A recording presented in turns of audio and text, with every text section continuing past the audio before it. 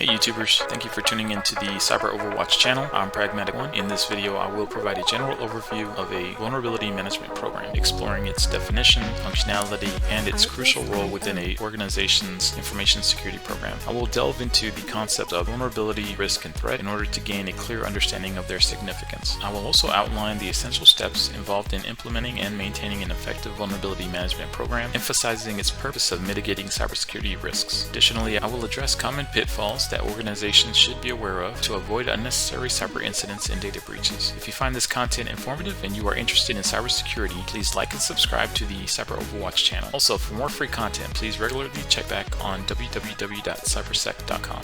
Vulnerability management is a process of discovering, assessing, remediating, and reporting on security vulnerabilities in systems and software. In conjunction with other security tactics, it is vital for organizations to prioritize possible threats and minimize their attack surface. Vulnerability management is a proactive method for evaluating an enterprise's security posture. In most organizations, you will find a variety of commercial and proprietary hardware and software assets that are deployed to support an organization's IT needs. Unfortunately, these assets will contain vulnerabilities in their design, setup, or code. Organizations leave themselves open to vulnerabilities in these assets, together with growing threats, creates risks of attacks, data breaches, and other cybersecurity incidents. These events tend to lead to regulatory enforcement, litigation, or credibility loss when they occur. Organizations and their legal counsel must understand these risks, and this is where the vulnerability management program comes into play.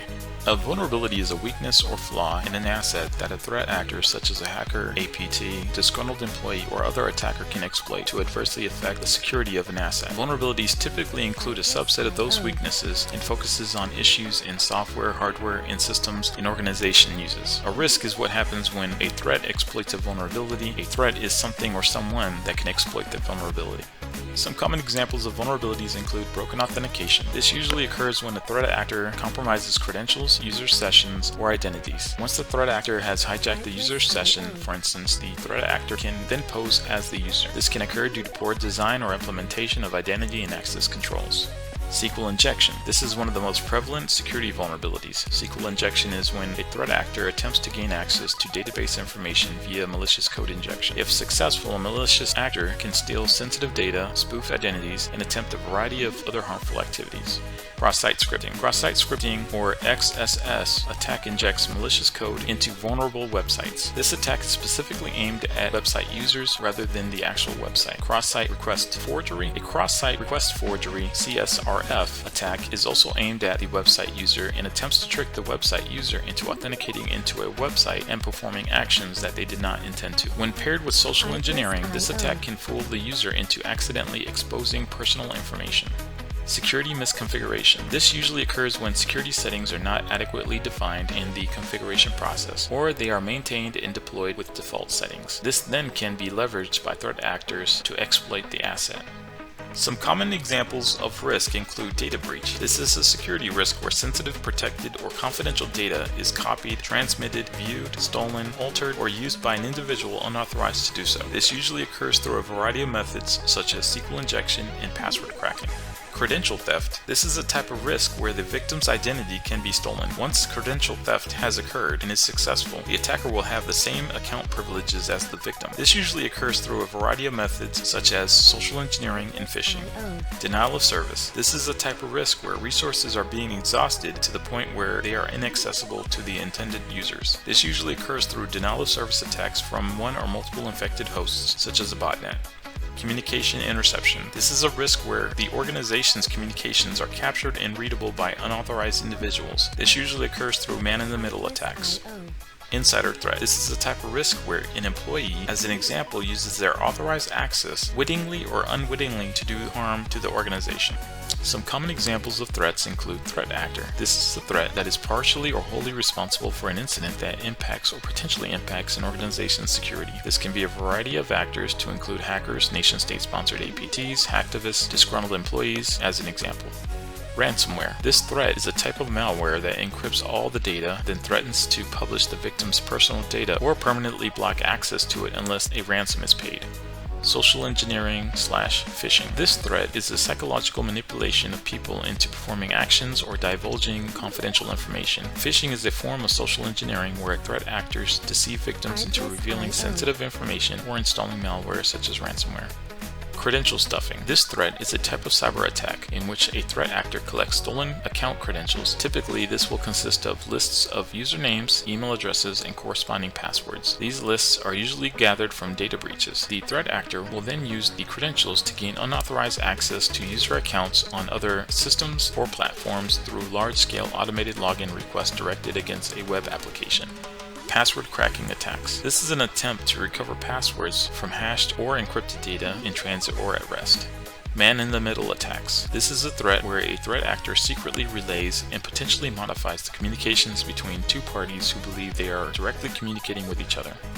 Denial of service attack. This is a type of threat in which a threat actor attempts to render a computer or other devices unavailable to its intended users by interrupting the asset's normal operation. Denial of service attacks typically function by overwhelming or flooding a host with requests until normal traffic is unable to be processed, resulting in denial of service.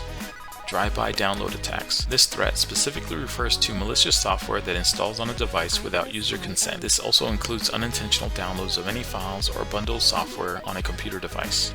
Vulnerability management is a cyclical process for identifying, assessing, reporting, managing, and remediating vulnerabilities across a variety of systems and software. Vulnerability management programs assist organizations in the following: timely identification of vulnerabilities that apply to their assets, closing the security gaps through remediation, track and document an organization's remediation efforts, prioritize limited IT resources. Due to the sheer size of detected vulnerabilities, organizations must focus on prioritizing the remediation of vulnerabilities according to their risk levels, continuously monitoring and evaluating an organization's security posture, and minimizing the risks by reducing the organization's attack surface. The following steps assist an organization to identify gaps in their security by assessing the current resources, processes, and tools in use. These steps are considered necessary preliminary steps that are needed in order to stand up a vulnerability management program. Number 1. Determine scope of the program. The organization will need to determine the scope and will have many questions to answer, such as the following. What is the scope? Such as IP ranges, cloud environment, external facing, CI/CD, etc. Which assets are in scope? Such as IoT, desktop, laptop, servers, routers, switches, etc. What are the asset's criticalities? Such as priority 1 through priority 5. How valuable is the asset to the organization? Those are things that will need to be figured out. And the last one, how will the scope be maintained? Will a CMDB be used, SQL database, Excel, etc.? Number 2. Define roles and responsibilities. The organization will need to designate an owner for the vulnerability management program. The organization will need to define the roles and responsibilities for the vulnerability management program and allocate the necessary resources. A team will need to be built with the proper personnel that can operate within the vulnerability management program. Not only will the organization need to define what the roles are in the vulnerability management program, but also what the team owning the vulnerability management program will be responsible for. Number 3. Select vulnerability assessment tools. The organization will need to research and choose vulnerability management solutions that best fits their needs. There are vulnerability assessment methods such as remote unauthenticated, authenticated network scans, agent-based, passive sensors. There are also several different platforms to choose from, such as Tenable, Rapid7, and Qualys.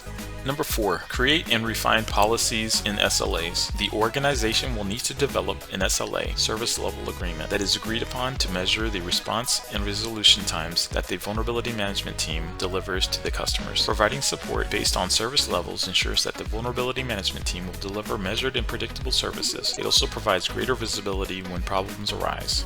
Number 5. Identify asset context sources. Vulnerability management requires decisions that are made based on several factors. The severity is an intrinsic attribute of the vulnerability and it is independent of the asset. Information about the asset is also a critical element in making decisions on assets. The most common source of asset information is the Configuration Management Database, CMDB, but few organizations have complete and up-to-date CMDBs. In these cases, organizations may need to put together an alternative source of context data. Basic information about assets used for vulnerability management purposes include asset identification data, asset owners, and technical and business context, asset location, asset role, or business value. Once the organization has went through the preliminary steps to assessing what is needed to build a vulnerability management program, the next stage is the vulnerability management lifecycle. As a caveat, this is an overview of these processes, not a detailed walkthrough. Standing up a vulnerability management program is much more involved and intricate. Vulnerability management lifecycle is created to allow organizations to identify assets with security weaknesses, prioritize assets, assess, report, and remediate the weaknesses, and verify that they have been remediated. The steps in the vulnerability management lifecycle include 5 phases. Number 1, discovery. In this phase, the organization will develop a baseline by discovering assets that are in the vulnerability management scope. The discovery process should inventory all assets across the network and identify host details, including operating systems and open services, to identify vulnerabilities. Identify security vulnerabilities on a regular automated schedule. Number 2, prioritize. After the vulnerability risks have been identified, the organization will need to begin reducing the attack surface by evaluating the severity of the vulnerabilities detected. The evaluation of the results can help the organization determine where to prioritize the security efforts made by your dev and security teams. It is recommended to start by focusing on assets that are higher risks and present the most harm to the organization. During this phase, it can also allow the organization to categorize assets into groups or business units and assign a business value to the asset groups based on their criticality to the business operation. Number 3, assess. After discovery and prioritization, the security team will need to evaluate the results and organize the information in a way that will best assist the stakeholders and business units for remediation. Vulnerability management platforms will provide different risk ratings and scores for vulnerabilities, such as CVSS, Common Vulnerability Scoring System. These scores are helpful in telling organizations which vulnerabilities they should focus on first, but the true risk posed by any given vulnerability depends on some other factors beyond those out-of-the-box risk ratings and scores. Once the results have been prioritized and assessed, the security team can begin reporting to stakeholders the vulnerabilities by risk factors such as severity.